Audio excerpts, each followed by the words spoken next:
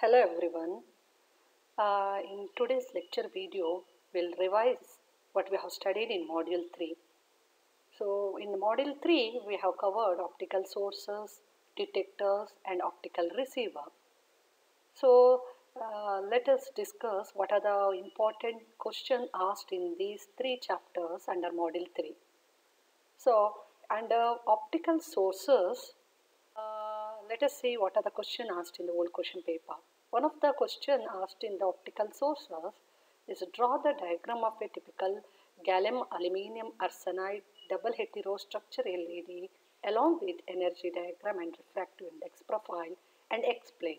It has been asked for 8 marks in the last year question paper, June-July 2019. So, what you have discussed in the optical sources? So, what is the requirement of the optical sources in the optical fiber communication? So, optical sources, because the optical fiber communication is the one way of communicating the or one way of transmitting the data from transmitter to receiver end through optical fiber.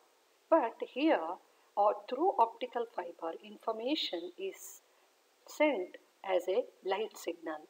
So through light energy, light wave, the informations are sent along with the optical fiber. So what are the different blocks and the transmitter and receiver section? So transmitter, original information, it is in the form of electrical energy, should be converted into light energy before sent through the optical fiber. So that conversion from electrical to light energy is done by optical sources. Optical detector, it will be there at the receiver end. Again, whatever the light information in the form of light signal should be converted back into electrical signal by using optical detectors. And then at the receiver end, again we'll be studying what is optical receiver. It should receive the optical signal after converting back from the electrical energy, light energy into electrical energy. That electrical energy will be received at the optical receiver section. That will be studying in this module. Optical sources converts electrical energy into light signal. Optical detector converts light energy into electrical signal. Then optical receiver receives that electrical energy for the further processing. So, under the optical sources, this is one of the question asked, because in the optical sources, in the optical fiber communication, there are two optical sources we'll be studying. One is LED, another one is laser. So, LED is a light emitting diode. So, here whenever the light signal or electrical signal, it has, we will study like uh, something material should be used for making the active layer of the LED, because what is the concept of the LED? There will be there is a PN junction, and when the electrical energy or external electric field applied across the PN junction, there is a recombination of the carrier takes place. Electron and hole pairs recombine at the active layer or something region of the whole structure, LED structure. So after the recombination, it generates the photon. That photon is itself is the light particle. So PN junction, something the P-type material and N-type materials are required, and external electric field is supplied across the PN junction so that the electron and hole recombine at the active region and it generates the photon or light particle. That itself is the electrical energy will be converted into light energy in the recombination region. So here for the LED, for the particular, to get the particular spectrum or to generate the maximum quantum efficiency, generally some heterostructures are used. In that also, heterostructure means different materials are used, not the same. There is a heterojunction across the both side of the junction. It has different material, not the same material, and double heterojunction. There are two junctions with the different materials on the both end both sides of the junction. That's why a double hetero structure is generally used for LED. And here, what is the material? What is the component used for making the heterojunction? That is gallium or aluminium arsenide material. So gallium aluminum arsenide material used for making the double heterojunction in LED. So you can see in this diagram, this is very important diagram for LED. It has recombination region made up of N-type material with Ga 1 minus Y, ALY, AS. So Y and X, it represents what is the mole fraction, how much it is added, and other two junction, P-type junction, N-type junction, both side of the recombination region, it has same material gallium aluminum arsenide but with a mole fraction X. It is a something, the mole fraction is different than the recombination region. So those two layers acting as a light guiding and carrier confinement layer. So recombination layer at the center. So other two layer P-type and N-type Ga, gallium arsenide, it will be metal contact improvement layer and metal contact. This is the complete layer what the LED consists of. And the center, this diagram represent B. A diagram, this is the second one B, where you can see the energy diagram. So injected electrons from the left side towards the recombination region, injected holes from the P-type material, it will be towards the recombination region. So you can see in the recombination region, both side, one left side N-type, right side P-type. From the N-type, if you apply the external electric voltage, the electrons from the N-type will be injected towards the recombination region. Holes from the P-type injected towards the N-type region, recombination region. In the recombination, after the injection, so whatever the electrons in the recombination region will fall into the valence band to conduction band, so that what will happen? So it will be recombined at the recombination region. After the recombination, it generates the light particle, that is photon. So this is the after the recombination generates the photon. And one more thing, it is very important, the variation in the refractive index. The variation, the lower refractive index of the material in region 1,5 creates an optical barrier around the waveguide because of the higher band gap energy of this material. So active region, it has high refractive index compared to 2 and 4 other two region. Then 1 and 5, the refractive index is very low. So it acts as a something waveguide. So whatever the light signal generated in the active region or recombination region will confine within that region only. So because it is similar to optical fiber. Optical fiber, it has core and cladding. Core has high refractive index compared to the cladding part. So completely light signal is confined within that high refractive index region. Same thing will be applied here. It is a maximum, all the refractive index will be confined within that active region compared to all other regions. So it acts as a waveguide. So whatever the energy or wavelength generated after the recombination, that photon wavelength is given by the equation 1.240 divided by Eg. Eg is the barrier potential in terms of electron volt. So this is the diagram you need to study, completely refractive index, energy band diagram, and what are the different material used for making the double heterojunction LED, that you need to draw properly along with the explanation. Next, second optical source is laser. So the thing we need to remember in the laser, it is a full form light amplification by stimulated emission.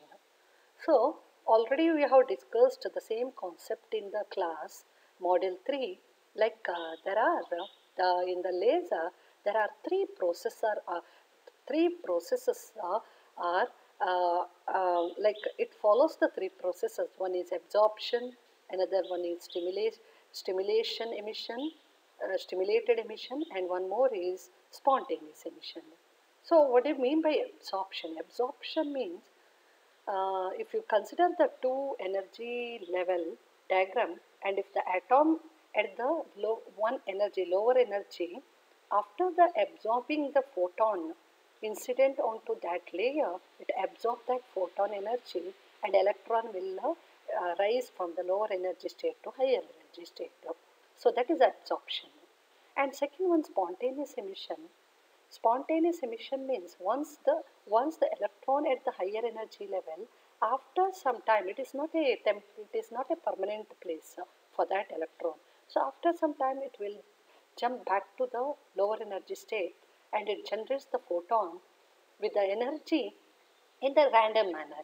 So that is the spontaneous emission. And one more, stimulated emission means if the electron already in the higher energy level, and if you incident any photon, that will trigger that excited electron, and it will make drop into the lower energy state. So that excited electron will fall into the lower energy state and it generates again the photon. That photon frequency, energy, everything is similar to the incident photon. That is called as a stimulated emission. So laser is follows the stimulated emission process. So what is the concept here? Laser, here amplification is done by the stimulated emission. So that's why it generates the light as well as there is a amplification of the light takes place. So laser means it is a light amplification by stimulated emission. So what are the different types of laser? How it generates the light by the stimulated emission? What is the concept here? So here in the laser, there are two types of laser. One is Fabry-Perot resonator cavity laser, and another one is distributed fiber laser. So distributed feedback laser. So in the Fabry-Perot resonator cavity laser, it has two reflecting mirrors. It has two reflecting mirrors.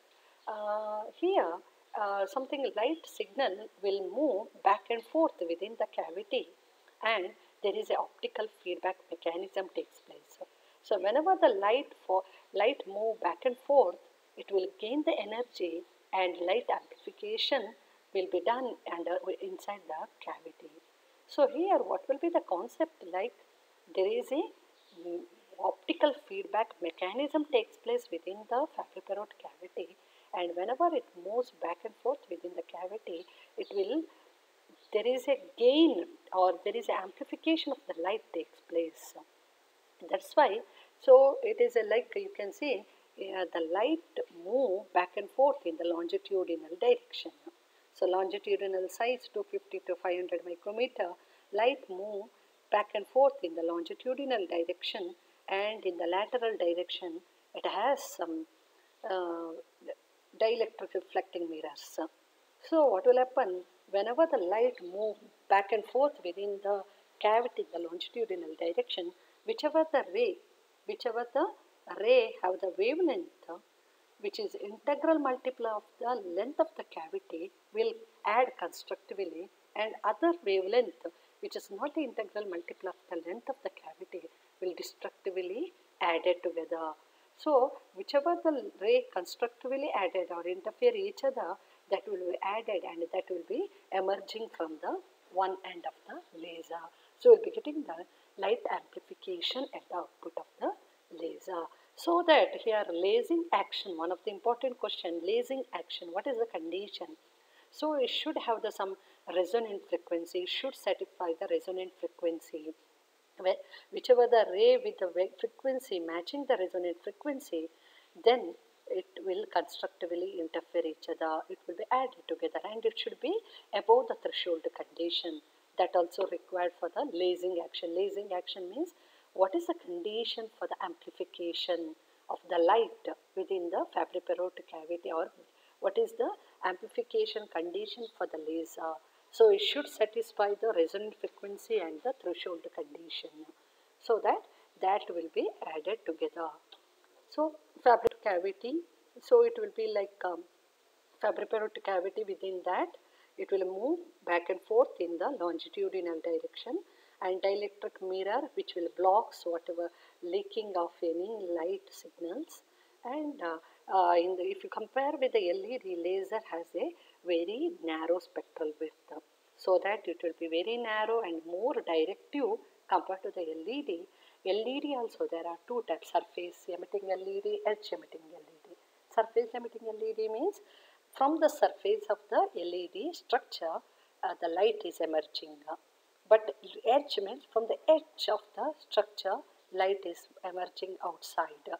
So if you compare the surface emitting LED, edge emitting LED gives more narrow spectral width, spectral beam. But if you compare the LED with the laser, laser has very narrow and more directive, so that it can be easily coupled to the single mode fiber with the low core diameter.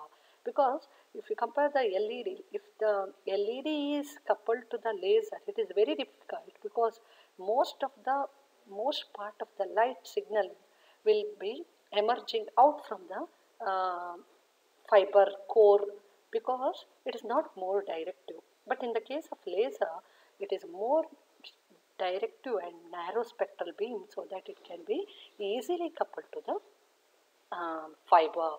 So it is one of the main application of the laser. It can be easily coupled and easily connect to the single mode fiber with a very low core diameter. So it will give the more narrow spectral width. So these are the two optical sources we have studied in the optical fiber communication. And one more type, distributed feedback laser, where something Bragg structure are made on the laser structure, so that Bragg structure or something grating structure make the optical signal move back and forth, or it gives the feedback mechanism to the laser. And we have studied in the optical detectors. So optical detector means it is a one of the first part in the optical receiver, which converts, it receives the light signal from the optical fiber, and that converts the light energy into electrical energy. So the photodetector receives the light signal, and which converts the light signal into electrical signal. So that there are two types of photodetectors which are studied in the optical fiber communication. One is spin photodiode and another one is avalanche photodiode.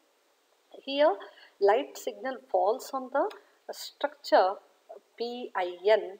P means p-type material, I intrinsic region, n-type material. When light falls on that intrinsic region, there is a it generates the electrons which will that when it will hit the that intrinsic region, it generates the electrons, so that when you connect the external load, the current flows to the external part. IP is the photo current. So the input is the P in, it is in the form of light signal, that converts P in light signal light power into a photo current IP. So light energy will be converted into photo current.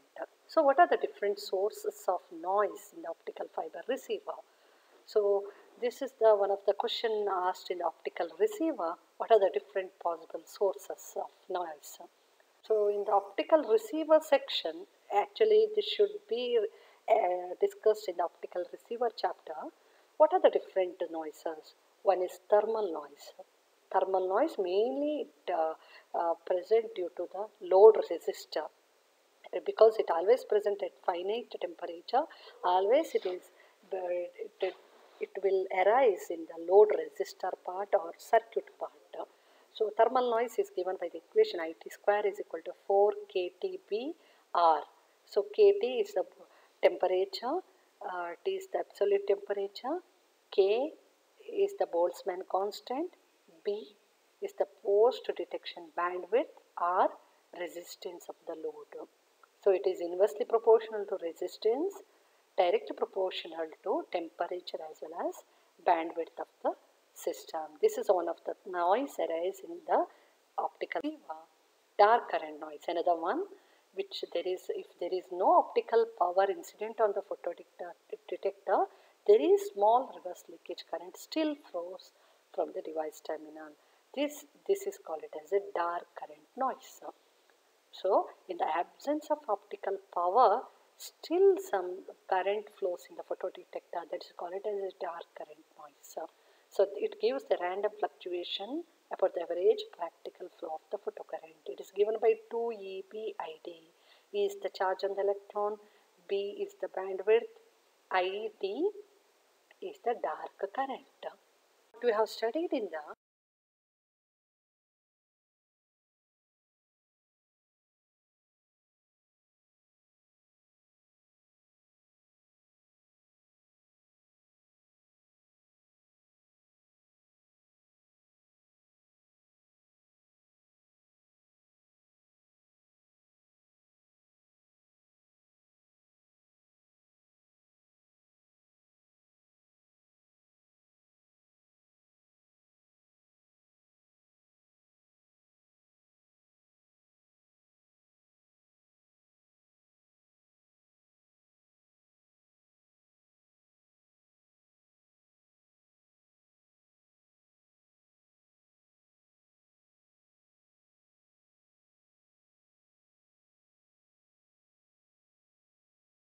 noise. So those three thermal noise, dark current noise, quantum noise are the main type of noise arises in the photodetector section. So it also can be considered in the receiver because it depends on the load resistor, and quantum noise and dark current noise also arises in the photodetector or receiver. And another important question asked in the old question paper, explain the structure of RAPD and its working. So RAPD, it is an avalanche photodiode, rapid avalanche photodiode. There are two types of photodetector you have studied. One is spin photodiode, another one is rapid avalanche photodetector. So here avalanche, according like it based on the avalanche effect, it generates the photoelectron. So it's the structure of the RAPD. It consists of N plus P pi P plus region. There are different layers: N plus region, P region, pi region, P plus region. You can observe in the diagram, pi region is very wider. It is around 50 micrometer compared to all other layers.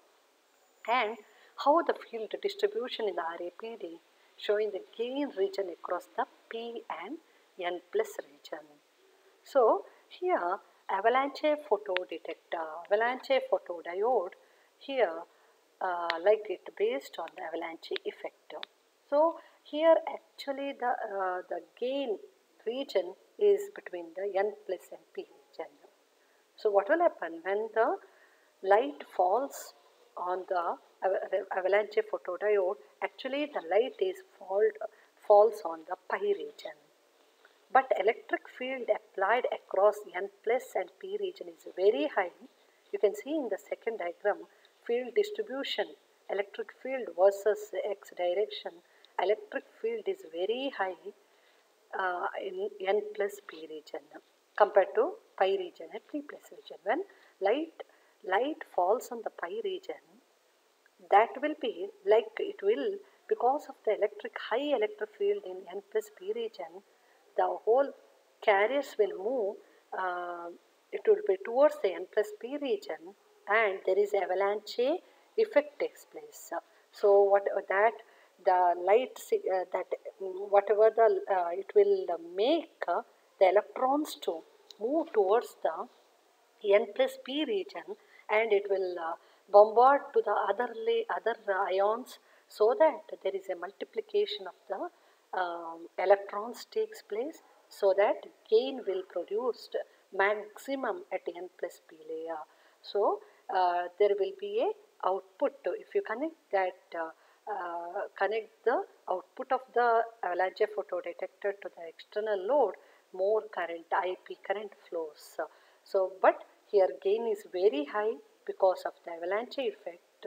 It consists of N plus P pi P plus region, and high electric field is applied between N plus P region, and current is applied on our photons applied on the pi region, so that more electrons will generate and it will move towards the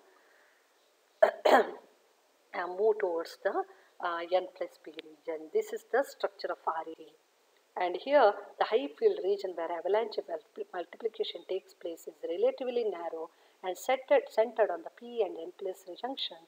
Thus, under low reverse bias, most of the voltage is dropped across the P and N plus junction. When the reverse bias voltage is increased, the depletion layer widens across the P region until it reaches through to the nearly intrinsic pi region. Since the pi region is much wider than P region, the field in the pi region much lower than that of the P N plus junction. This has the effect of removing some of the excess applied voltage from the multiplication region to the pi region, giving a relatively slow increase in multiplication factor with applied voltage. So, for P and N plus junction, high reverse bias voltage is applied, and that's why the electric field is very high there, and there is a multiplication of the electrons takes place according to the avalanche effect.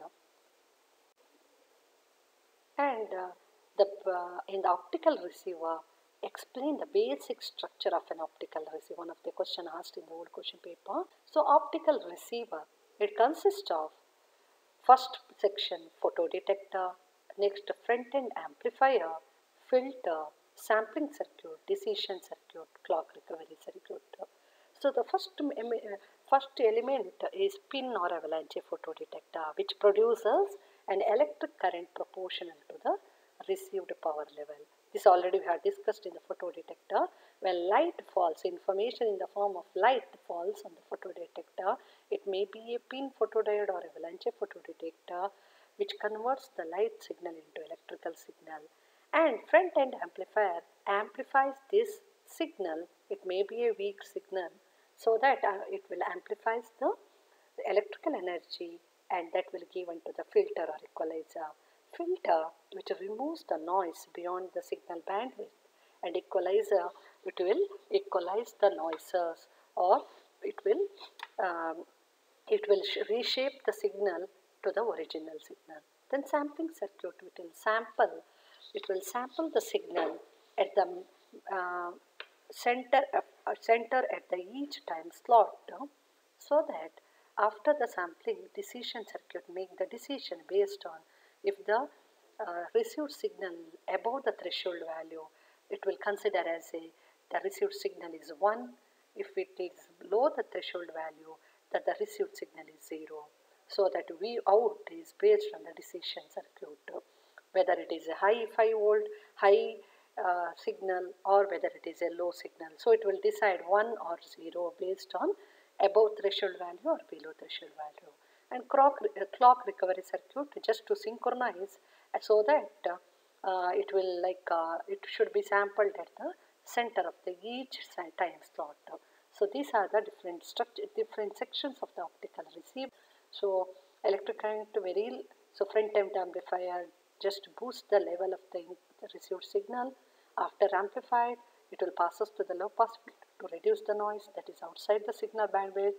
Also, the filter can reshape or equalize the pulses that have become distorted as they traveled through the fiber.